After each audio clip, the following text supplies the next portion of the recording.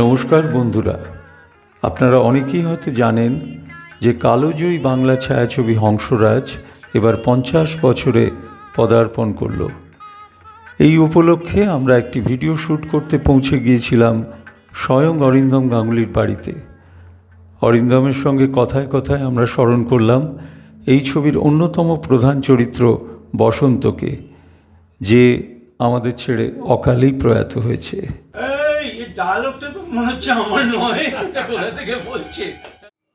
হংসরাজের এই 50 বছরে বসন্ত আমাদের মধ্যে নেই, এটা কিন্তু ভাবতে খুব খারাপ লাগে।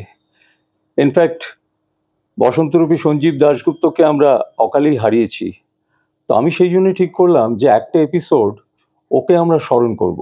আমাদের যা যা ক্যারেক্টারগুলো ছিল, বসন্ত, শামু, ডনি, নীরু, এই যা হিরণ, যা যা যা ক্যারেক্টারগুলো ছিল, বা রাধু, সকলের যেন ঠিক তার জন্যই চরিত্রটা তৈরি হয়েছে। তো হংসরাজের শুটিংকে ঘিরে আমাদের বহু স্মরণীয় ঘটনা রয়েছে।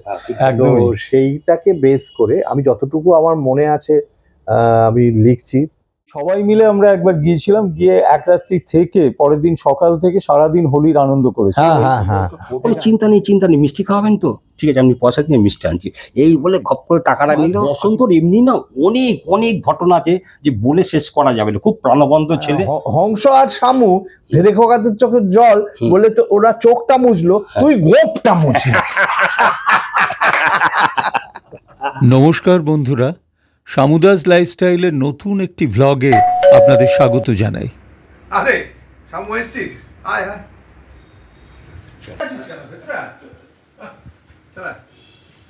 যাক, এই সময় যে তোকে বাড়িতে পেয়েছি এটাই একটা বড় ব্যাপার। স্মৃতিবিজড়িত কথাস্রোতে 3 বন্ধুর আড্ডা জমে উঠল। আকাশবাণীর সামনে ওই সেই কাপড় টাপড় পরে তুই আসছিস, আমি ওখানে দাঁড়িয়ে আছি, তুই এসে বলে পেট খারাপ হয়েছে না, কি হয়েছে? আমি তো এই মরেছে এই বলে তোকে নিয়ে বসাচ্ছি। আর ওইখানে এবার আমি যতবার অজিতদার কাছে যাচ্ছি, এখানে কি ডায়ালগ, সেই ডায়ালগ আমায় বলেনি। হ্যাঁ, অজিতদা করে করছে, আমাকে কিছুতেই বলছে না। আলাপ ধরতো আমি নিজের মতো একটা ডায়ালগ বলে এইবার না এবার যেই বসেছি, বসে আমার মতো কি আরম্ভ করেছিস তুই? অজিতদা হ্যাঁ ভালো হচ্ছে। এই ডায়ালগটা তো মনে হচ্ছে আমার নয়, কোথা থেকে বলছে। হ্যাঁ, তারপর বুদ্ধদা এসে বললো যে আমিও তো দেখছিলাম কিন্তু বলছিল খারাপ না। চুপ কর, আমার ডায়ালগটা দে। শামু তুই কি বলছিস আলো না কিছু বলিনি ওটা তো রিহার্সাল করছিলাম। হংসরাজের 50 বছর, তো এই সময় এসে আমরা বসন্তকে খুব মিস করছি। বসন্ত আমাদের মধ্যে নেই, মানে বসন্তরূপী সঞ্জীব দাশগুপ্তকে আমরা অকালেই হারিয়েছি। তো এই অবস্থায় দাঁড়িয়ে আমি আজকে নীরু, আমরা অরিন্দমের বাড়িতে এলাম যে একসঙ্গে বসে আমরা বসন্তকে স্মরণ করব, এটাই আমাদের উদ্দেশ্য। যার যতটুকু স্মৃতি আছে আজকে বসন্তকে নিয়েই আমরা চর্চা করব।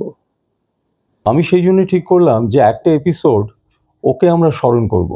হ্যাঁ, এটা খুব ভালো ভেবেছিস। তার কারণ হচ্ছে যে আজকে এই যাই হোক, যেভাবেই হোক, 50 বছরের যে এই মধুর স্মৃতিগুলো, এইগুলো তো ওকে ছাড়া একটু কিরকম লাগে। কারণ হংসরাজের সঙ্গে বসন্তের চরিত্র তো ওতপ্রোতভাবে রয়েছে। তোদের মতো করে বসন্তও তো একটা বিরাট ভূমিকা নেয়।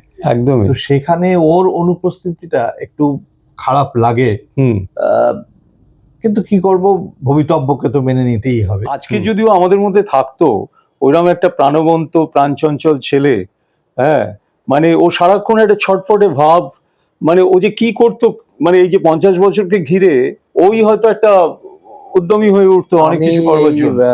তুই যে কথাটা বললি এক্স্যাক্টলি সেই ব্যাপারটাই। আমি আমার একটা বই লিখছি, এক প্রকাশকের অনুরোধে আমার একটা বই বেরোচ্ছে। হংসরাজের যে 50 বছর, সেই হংসরাজের 50 বছরে হংসরাজের শুটিংকে ঘিরে আমাদের বহু স্মরণীয় ঘটনা রয়েছে। তো সেইটাকে বেস করে আমি যতটুকু আমার মনে আছে আমি লিখছি। তোদেরও মাঝে মাঝে জিজ্ঞেস করবো যদি কিছু এ হয়। তো সেইখানে আমি মনে হলো যে অজিত মামা মানে তোদের অজিত দা, আমার অজিত মামা, তো অজিত মামা যখন ভেবেছিলেন, যখন তোদের নির্বাচনও করেছিলেন, তখন কিন্তু এই জিনিসগুলো ভেবে নিয়ে যে ঠিক অদ্ভুতভাবে আমি এটা লিখতে লিখতে তখন হঠাৎ আমার মনে হলো যে আমাদের যা যা ক্যারেক্টারগুলো ছিল, বসন্ত, শামু, ডনি, নীরু, এই যা হিরণ, যা যা যা ক্যারেক্টারগুলো ছিল, বা রাধু, এই সকলের যেন ঠিক তার জন্যেই চরিত্রটা তৈরি হয়েছে। তো সঞ্জীব কিন্তু স্বভাবগতভাবেই ওরকম যেটা বসন্ত চরিত্র, ও স্বভাবগতভাবেই তাই। মানে আমাদের তুইও স্বভাবগতভাবে একটু যেমন সবকিছু একটু সিরিয়াস, আবার ডনি যেমন একটু কেওড়া টেওড়া মতো, সেরকম যে যেরকম না ঠিক তাকে সেরকম ভাবে এটা হচ্ছে কিন্তু পরিচালকের মুন্সি। একদম এইখানেই প্রশংসা করতে হয় পরিচালকের চোখ। এই পরিচালকের জহুরির চোখ না থাকলে না ভালো সৃষ্টি সম্ভব হয় না। তো এইটা অজিত মামা তো প্রমাণ করে দিয়েছেন। আরেকটা অজিত মামার সঙ্গে কাজ করতে করতে আরেকটা অদ্ভুত জিনিস লক্ষ্য করেছি, সেটা হচ্ছে খুব এডিটেড শট নিতেন। তার ফলে আমাদের যিনি সম্পাদক ছিলেন প্রখ্যাত রমেশ যোশী, তিনি তার এডিটিং এর কাজটাতেও অনেক সুবিধে হতো।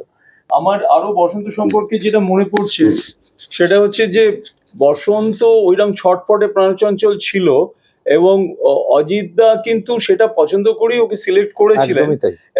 কিন্তু ওই স্ক্রিপ্ট অনুযায়ী ওটা করতে গিয়েও এত ছটপট করতো যে অজিত দার বকুনিও প্রচন্ড ভাবে ওকে খেতে হয়েছে। সব থেকে বেশি বকুনি সব থেকে বেশি একদম। কিন্তু ও মানে তারপরে আলটিমেটলি যেটা ডেলিভারি করেছে সেটা অকল্পনীয়। এবং কিন্তু ওর চরিত্রের একটা বিশেষ গুণ ছিল যে কোনোভাবেই ও মন খারাপও করতো না, কিছুই করতো না, বকুনিগুলো হজম করতো, তারপরে কিন্তু ও ডেলিভার করতো, ওকে যেটা বলা হচ্ছে ও সেইভাবে ডেলিভার করতো। আমাদের ওই সময় না যে ফিলিংস গুলো আর কি, যে এই ভাবনা চিন্তা এগুলো তুই আমাকে বকলি মানে ঠিক আছে, বকেছে। তো এখন যে সেন্টিমেন্ট তৈরি, ওই সেন্টিমেন্ট গুলো তখন আমাদের সময় ছিল না। তখন আমাদের কাছে ছিল সবাই বন্ধু, সবাই সেই বয়সটা অনেক কম ছিল বলে অ্যাকচুয়ালি এইগুলো হয়েছে আর কি। আচ্ছা বাপি, একটা মজার প্রশ্ন মাথায় এলো। তুই তো তখন অনেকই ছোট ছিলিস, তোরও ওই ধরনের কিছু মাথায় কিছু আসতো বলে আমার মনে হয় না। যা অজিতদা বলতো সেটা করতিস, বা আমরা তোর সতীর্থ ছিলাম। কে ভালো করছে কে খারাপ করছে সেই মূল্যায়ন হয়তো তোর সেই সময় ছোটবেলার চোখে হয়তো তুই অত দেখিসনি, তুই তোর অভিনয়টা খুব ভালো করে গেছিস। কিন্তু বসন্ত যে একটা দুর্দান্ত পারফরমেন্স করছে বকুনি টকুনি খেয়েও, সেটা কি তোর সেই সময় ফিল হতো? তোর প্রশ্নের উত্তরে বলি, প্রথম কথাতে বলি যে আমি তখন যেমন অনেক ছোট ছিলাম, তোরাও কিন্তু খুব বেশি যে বড় ছিলিস তা কিন্তু নয়। এটা আমার একটা অবজেকশন হলো। দ্বিতীয় কথা হচ্ছে যে আমরা যেরকম এক হয়ে অভিনয় করতাম, কে ভালো করছে কে মন্দ করছে এইগুলো আমাদের মধ্যে কখনো সত্যি প্লেও করেনি। এবং যদি মানে বসন্ত, হ্যাঁ বকুনি সত্যি একটু বেশি খেত সেটা ঠিকই, কিন্তু ও যদি প্রপার অভিনয় করে সেই জায়গাগুলো আমাদের না দিত তাহলে আমাদের অভিনয়টাও বেরোতো না। সুতরাং ওই যে সমানে সমানে অভিনয় করা, এবং যেটা সব থেকে বড় জিনিস ছিল আমাদের হংসরাজের ক্ষেত্রে, সেটা হচ্ছে টিম ওয়ার্ক। এই টিম ওয়ার্কটা তৈরি হয়েছিল এই কারণেই যে আমি যখন প্রথম তোদের সঙ্গে আমার আলাপ হয়, তারপর যখন আমাদের শুটিং শুরু হয়, এই টিম ওয়ার্কটা কিন্তু ভীষণ তাড়াতাড়ি ডেভেলপ করেছিল। এবং তারপরে আমাদের বাড়িতে তোদের একটা আড্ডা রেগুলার ছিল, শুটিং প্যাক আপ মানে আমাদের বাড়িতে এসে আড্ডা। তো এইগুলো হতে হতে হতে হতে এমনভাবে টিম ওয়ার্কটা তৈরি হয়েছিল যে আমরা কখনোই অভিনয়ের ক্ষেত্রে এটাও কখনোই মনে হয়নি যে আমরা একে অন্যকে টেক্কা দিয়ে যাব। তো সেটা মনে হয়নি বলেই ঠিক যে যে চরিত্র সেই চরিত্র অনুযায়ী আমরা চেষ্টা করেছি সেই অভিনয়টা করার। তার ফলে এটাই প্রাণবন্ত হয়েছে। তাই এটাই বলবো যে যে কোনো সৃষ্টিশীল কাজে হংসরাজ ব্যাপারটা শিক্ষণীয়, যে কোনো সৃষ্টিশীল কাজে যদি প্রপার টিম ওয়ার্কটা থাকে তাহলে সেই কাজটা সফল হয়, সেই কাজটা মানুষের ভালো লাগে। একদম ঠিক বলেছিস। একটা কথা মনে হয় যে আমাদের সকলের সঙ্গে আমরা যখন এই যাচ্ছি গল্প করছি, এই সময় যদি বসন্ত থাকতো তাহলে এখানে তো একটা ছোটখাটো ঝড় তো বইতই, একটু মানে কোথায় যেন একটু ফাঁক থেকে থেকে যায়। বকুনিটা তাহলে কে দিত? এখানে যখন ও ঝড় বওয়াতো তখন ও বকুনিটা কার কাছ থেকে পেত? হয়তো এটা কে বলতে পারে, আমি দিতাম একটু। হ্যাঁ। আমরা তো তোর বাড়িতে খুবই যেতাম, মানে বসন্ত খুব একটা রেগুলার যেত তা নয়, কারণ ওর তখন প্রচুর বন্ধু বান্ধব, তারপরে গার্লফ্রেন্ড এই সমস্ত জুটে গিয়েছিল, ও তখন আলাদা আনন্দ করতো। কিন্তু তোর বাড়িতে বোধহয় এক দুবার গিয়েছিল, তো সেই সময়কার যদি কোনো স্মৃতি মনে থাকে তুই বলতে পারিস। প্রথম দিকটা আমি যেটা বলছি যে প্রথম দিকটা ও কিন্তু নিয়মিত ভিজিটার ছিল, তোদের সঙ্গে আসতো। কিন্তু পরে যেটা বললি সেটা অবশ্য আমি অতটা জানি না, হয়তো তখন তোরা আমার সঙ্গে অতটা আলোচনা করতিস না, ওই গার্লফ্রেন্ড টার্লফ্রেন্ড যার কথা বললি সেগুলো হয়তো আমার সঙ্গে আলোচনা করতিস না, সেটা হয়তো হয়েছিল। এবং এটা ঠিকই যে ও ও একটু অনুপস্থিত থাকতো বেশিরভাগ সময়, মাঝে মাঝে আসতো। তার মধ্যে যেদিনের কথা খুব মনে পড়ে সেটা হচ্ছে আমার জন্মদিনে কিন্তু তোরা সবাই মিলে এসেছিলিস, এবং অজিত মামা এবং মাইমা দুজনেই এসেছিলেন। সেই তখন আমার লেক টেম্পল রোডের বাড়িতে, সেইখানে কিন্তু খুব মজা হয়েছিল, খাওয়া দাওয়া হই হুল্লোড়। তখন কিন্তু বসন্ত খুব মজা করেছিল অ্যাজ ইউজুয়াল, সেইটা খুব মনে আছে। কিন্তু তারপরে এটা ঠিকই যে পরবর্তী সময় তোরা যতটা ফ্রিকুয়েন্ট ভিজিটার ছিলি, বিশেষ করে তুই, ও অতটা ছিল না। কারণ হংসরাজ মুক্তি পাওয়ার পর বেশ দীর্ঘদিন ওর সঙ্গে সেভাবে যোগাযোগ ছিল না। মাঝে মাঝে এক আধবার ফোন করতো। অরিন্দমের বাড়িতে একবার আমরা সবাই মিলে মানে এক রাত্রি থেকে পরের দিন সকাল থেকে সারাদিন হোলির আনন্দ করেছি। হ্যাঁ হ্যাঁ হ্যাঁ, এটা হচ্ছে ওই অনুষ্ঠানটা হচ্ছে ফাটাফাটি অনুষ্ঠান। অরিন্দমদের বাড়ির সঙ্গে যখন আমাদের আড্ডা হতো আর কি, সেই সময় রেগুলার যেহেতু যাতায়াত হতো, তা একটা ঠিক হয়েছে যে হোলিতে আমরা অরিন্দমের বাড়িতে থাকবো, এবং সেই থাকাতে অরিন্দমের ডবল চিও পর্যন্ত ছিল। হ্যাঁ হ্যাঁ, জানো বল, ভম্বল ভম্বল, তারপরে হচ্ছে আরেকটা বল শম্ভুদা, শম্ভুদা, আমি, বসন্ত, ডনি, এবং রাত্রিবেলা খাওয়া দাওয়া হয়েছিল। তারপরের দিন হোলিতে মানে ব্যাপক এনজয় করেছিল। তার সঙ্গে ছিল সৌমিত্রদার ছেলে বুবু, মিটিল।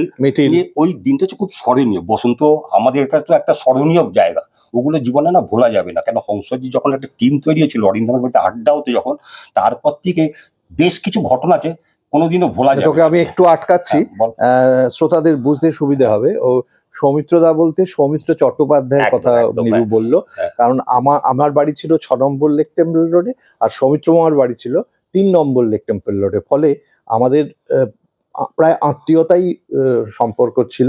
তার ছেলে মেয়ে আমাদের খুব, আমার 2 বোনের খুব বন্ধু বুবু, মিটিল। তার সঙ্গে ওই হংসরাজের টিমের সঙ্গে সবাই সঙ্গে আমরা খুব বন্ধু হয়ে গেছিলাম। এবং এটাও না, এসব আমরা যখন ক্রিকেটও খেলতে যেতাম তখন কিন্তু আমাদের বিবুর সঙ্গী ছিল, বিবু মিটিলও যেত খেলতে। সেটা দিন ছিল ফাটাফাটি। আর একটা খুব স্মরণীয় বসন্তের গল্প বলি, সেটা হচ্ছে তোর বাড়িতে গেছিলাম, শামুর বাড়িতে, বুঝলি তো? শামুর বাড়িতে গেছি, মেসোমশাই মাসিমা বসে আছে খাওয়ার টেবিলে। তো হঠাৎ আমরা বললে কি ব্যাপার তোরা?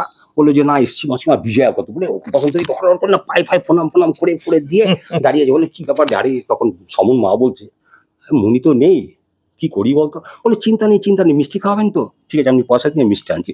এই বলে ঘপ করে টাকাটা নিল। আমি বসে রয়েছি, বসন্তজি নিচে চলে গেল, দোকানে একটা বাড়ির তলায় একটা মিষ্টির দোকান ছিল, সেখানে মিষ্টি নিল, মাসিমা প্লেটে করে দিল, খেলো। আমি বসন্ত কি করলেন? বলে তুই মিষ্টি খাওয়াটা মেন উদ্দেশ্যে চলে এসেছিলাম তো মিষ্টি খেতে, কেন তুই এসব চিন্তা করছিস? ঠিক আছে মিষ্টি খাওয়া তো হয়ে গেল। আমার বসন্তর এমনি না অনেক অনেক ঘটনা আছে যে বলে শেষ করা যাবে না। খুব প্রাণবন্ত ছেলে, চলে গেছে, সেটা একটা কি বলবো, দুঃখ বলতে পারিস বা সে তো আমরাও মিস করি, আমরা খুব মিস করি, বিশেষ করে আজকের এই যে স্মরণীয় মুহূর্ত। হংসরাজ মানে বসন্ত নেই, এটা ভাবা বড় মুশকিল আমাদের আড্ডা আর কি। না, আমার তোর কথার পরিপ্রেক্ষিতে আমার ওই অজিত মামার বকুনির একটা কথা হট করে মনে পড়লো, ওটা আমি ভুলে গেছিলাম। সেটা হচ্ছে আমাদের ডাবিং হয়েছিল ফিল্ম সার্ভিস, এবং সেই ডাবিং এ একটা সিকোয়েন্স হচ্ছে যেখানে আমি, শামু, বসন্ত, আমরা 3 জনে গানের দিদিমণি অর্থাৎ বিনতা রায়ের কাছে গেছি। ওটা ফিল্ম সার্ভিসেই শুটিং হয়েছিল ওপরে, যে উনি আমাদের টেবিলের তলায়, উনি আমাদের বলবেন যে প্রথমে বলেছিলেন ফেল করেছে, তারপরে আমরা যখন বেরিয়ে যাচ্ছি উনি বলবেন না হংসরাজ খুব ভালো বলেছিল, ধীরে কোকাদের চোখে জল। না, ওর চোখে জলের প্রসঙ্গটাতেই আসছি তো। উনি বলেছিলেন যে না হংসরাজ খুব ভালো, হংস খুব ভালোভাবেই পাস করেছে। তখন এই কথাটা একই একই ধেরে কাজের চল। ওই স্মরণীয় এইবারে আমরা যখন কাঁদছি, ডাবিং তখন হচ্ছে, অজিত মামা হঠাৎ দেখতে দেখতে বলল, তুই কেমন ইডিয়েট, দেখ কেন কি হলো, যে দেখ মানে হংস আর শামু ধেরে খোকাদের চোখের জল বলে তো ওরা চোখটা মুছলো, তুই গোপটা মুছলি। আর ওই সময় অমলা শঙ্কর নিজে থাকতেন ওই ফিল্ম সার্ভিসে, মনে আছে? হ্যাঁ, ওপরে। ওই দিনকেই মমতা শঙ্কর কোনো কারণে এসেছিলেন এবং সেই শুটিংটা ওরা দেখেছিলেন। তাই হ্যাঁ। ওইটা আমি ছিলাম, আমি মনে নেই। হ্যাঁ, তোরা ওই সিনে তুই ছিলিস না। এবং আমরা শুটিংটা করেছি আর খুব হই হুল্লোড় করে মজা করে, খুব একটা চাপ, enjoy করেছিলাম হ্যাঁ সেই খুব সময়। চাপ পড়েছে, আর সবথেকে- প্রচন্ড ক্লান্ত এরকম সেরকম ভাবে না, কিন্তু, হ্যাঁ সব থেকে যেটা বড় ব্যাপার ছিল যে আর কি যারই শুটিং থাকতো, যা থাকতো তারাও কিন্তু ওখানে হাজির হয়ে যেত। হ্যাঁ হ্যাঁ এটা কিন্তু দুরন্ত টিম ওয়ার্ক। হুম। আমি আর বসন্ত একই দিনে একই সঙ্গে আমরা কিন্তু অজিত গাঙ্গুলি বাড়িতে এসেছিলাম, আচ্ছা এবং আমরা দুজনেই কিন্তু সুযোগ পেয়েছিলাম। এবং তখন কিন্তু জানতাম না যে কে বসন্ত, কে শামু, কে ডনি, কে নিরু, এসব জানতাম না। এবার হলো কি, কাজ করতে করতে জানতে পারলাম যে অরিন্দম হচ্ছে মেন, এবং অরিন্দম বিএসএল আসতো না, সে একবার না দুবার এসেছিল আমার যতদূর মনে হচ্ছে আর কি। তারপরে যেটা বসন্ত হচ্ছে লিড ক্যারেক্টার, তার সঙ্গে প্যারালাল শামু, প্যারালাল ডনি। ধনী, হ্যাঁ এই থেকে আমাদের বন্ধুত্বটা শুরু হলো। এবং প্রতিটা মুহূর্তে কিন্তু বসন্ত মানে বসন্ত, বসন্তর কোনো বিকল্প হয় না। এবং আমি আপনার ছবি রিলিজের পরেও দেখেছি যে বসন্ত একটা আলাদা মাদকতা ছিল। হ্যাঁ নিঃসন্দেহে। এবং অরিন্দমের পরে যদি কিছু বলতে তার বসন্ত শামু, হুম, বসন্ত দাদা, শামু দাদা। শামু কিন্তু শামু বলতো না, কিন্তু তোকে সবাই বলতো কিন্তু শামু শামু দাদা। দাদা, হ্যাঁ এই নামটা কিন্তু তোর গায়ে সেটে গেছিল। হুম। আর একটা ছিল যেটা আমরা রিলিজ হওয়ার পরে অনেকেই জিজ্ঞেস করি, তোমরা কি এক কলেজে পড়ো, একই জায়গায় থাকো, একই সঙ্গে করো, এত বন্ডিং ছিল আর কি। কিন্তু লাস্ট যে 2 বছর 74 থেকে 76 যখন রিলিজ হলো ছবিটা, ছবির পরে কিন্তু ওই 2 বছর কিন্তু আমাদের দুরন্ত হয়েছে আর কি। একদম দুরন্ত, সেটা এগুলো ভোলা যাবে না, সেগুলো আর কি। ভোলাও যায় না। আমাদের এই 50 বছরের আড্ডায় এটা কিন্তু ঠিকই যে এই আড্ডাটা জুড়েও আজকে আবার নতুন করে বসন্তের কথা আমাদের মনে পড়ছে, ভীষণই একদম, একদম। ভীষণই খারাপ লাগছে ওর জন্যে। তবে বসন্তকে বলবো যে বসন্ত, আমাদের যদিও যে যে নামে আমরা অভিনয় করেছিলাম, আমাকে ওরা বাপি ডাকে বা আমার ডাক নামে ডাকে, কিন্তু আমি কিন্তু ওদেরকে ওদের নামেই ডাকি। সেটা আমি বা আমার বোন টিয়া, মানে ঝামু, স্বর্ণালী, হ্যাঁ। ঝামু, আমরা কিন্তু ওদেরকে ওই নামেই আজও রাখি। যাই হোক, তো বসন্ত, তোকে একটা কথা বলি, যে তুই যেখানেই থাকিস না কেন একটা কথা মনে রাখিস, সেটা হচ্ছে যে হংসরাজ যতদিন থাকবে ততদিন বসন্ত বা বসন্ত দাদা, শামু দাদা, নিরু দাদা, ডনি দাদা, এদেরকে কোনো দর্শক কোনো দিন ভুলবে না। তুই আজও একইভাবে, যারা হংসরাজের ভক্ত, যারা হংসরাজ আজও 50 বছর পরেও আজও একই উৎসাহ নিয়ে দেখেন, তারা তোকে কোনোদিনও ভুলবেন না। তুই যেখানেই থাকিস খুব ভালো থাকিস। আমি প্রশংসা করব এই শামুকে, শামুর যে ব্লগটা আছে সেইখানে তোকে স্মরণ করে আজকে এই অনুষ্ঠানটা হলো, এর জন্য শামুকে অনেক ধন্যবাদ। তুই যেখানেই থাকিস খুব ভালো থাকিস, আমাদের সকলেরই সেইটা প্রার্থনা। একদম। আর একটা কথা বলবো যে এই 50 বছরের জন্য যে বসন্তর যতদিন হংসরাজ থাকবে আর কি, ততদিন বসন্তর এই পাগলামিটাও থাকবে। হংসরে যে পাগলামি করে অরিন্দমকে গ্রাম থেকে নিয়েছে শহরে, যে সুযোগ দেওয়া যেতে পারে, ওর মাথায় যেটা আবিষ্কার হয়েছিল, তার জন্য ধন্যবাদ অজিত গাঙ্গুলিকে। আর ওটাকে সাকসেস করার জন্য ধন্যবাদ হচ্ছে বসন্ত আর কি। আমরা বসন্ত নামে এই কারণেই বলছি যে চরিত্রটার নাম বসন্ত, অরিজিনাল হচ্ছে সঞ্জীব দাশগুপ্ত। ও সারা জীবন অমর হয়ে থাকুক এই হংসরাজ ছবির জন্য। শামু তুই শেষ কর, হ্যাঁ, কিছু বল বসন্ত। তোর লাইফস্টাইল তুই শেষ কর। আজকে এইটা আমার অনেকদিন ধরেই ভাবছিলাম যে 50 বছর, অথচ বসন্ত আমাদের মধ্যে নেই। ওকে তো ভীষণই মিস করি, কিন্তু কিছু করারও নেই। তুই আমাদের মধ্যে থাকলে সত্যি খুব ভালো হতো। আজকের দিনগুলো হয়তো আরও বেশি আনন্দ করতাম। কিছুদিন আগেই অরিন্দম একটা অনুষ্ঠানের মাধ্যমে আমাদের একজোট করেছিল মঞ্চে, আমরা সবাই মিলে কিছু না কিছু বলেছিলাম। সেই দিনকেও তোকে খুব মিস করছিলাম। তো যাই হোক, আমার মনে হয় আমার এই চ্যানেলের বহু দর্শক বহু কমেন্ট করে জানিয়েছে যে বসন্ত দাস সম্পর্কে কিছু বলুন। তো আজকে অরিন্দম, আমি, নিরু, আমরা সব একসঙ্গে এসে আবার এই তোকে স্মরণ করছি, তোকে ভাবছি, তোর কথা এত কিছু বললাম। নিশ্চয়ই আমার দর্শকরা খুব সমৃদ্ধ হলো এবং তারা নিশ্চয়ই তোর সম্পর্কে অনেক কিছু জানতে পারলো। এবং এইভাবেই হংসরাজের মাধ্যমে বসন্ত অমর হয়ে থাকুক, সঞ্জীব দাশগুপ্ত অমর হয়ে থাকুক, এই প্রার্থনা করি। আপনাদের যদি আজকের এই ভিডিওটি ভালো লাগে কমেন্ট করে অবশ্যই জানাবেন। নমস্কার। আপনাদের মনে আছে যখন আমাদের সবাই ওখানে দাঁড়িয়ে আমরা ফুচকা খাচ্ছি, অরিন্দমকে ধরে নিয়ে গেছে, সেই সময় হঠাৎ চলো চলো চলো, আর তখন সবাই আমরা ফুচকা খেয়েছি একটা একটা করে সবাই, আর খেয়েছি। আর বসন্ত দা বলে তোর তারিখা, এখন এই সময় কেউ বলে এত সুন্দর মেখেছিল ফুচকাটা।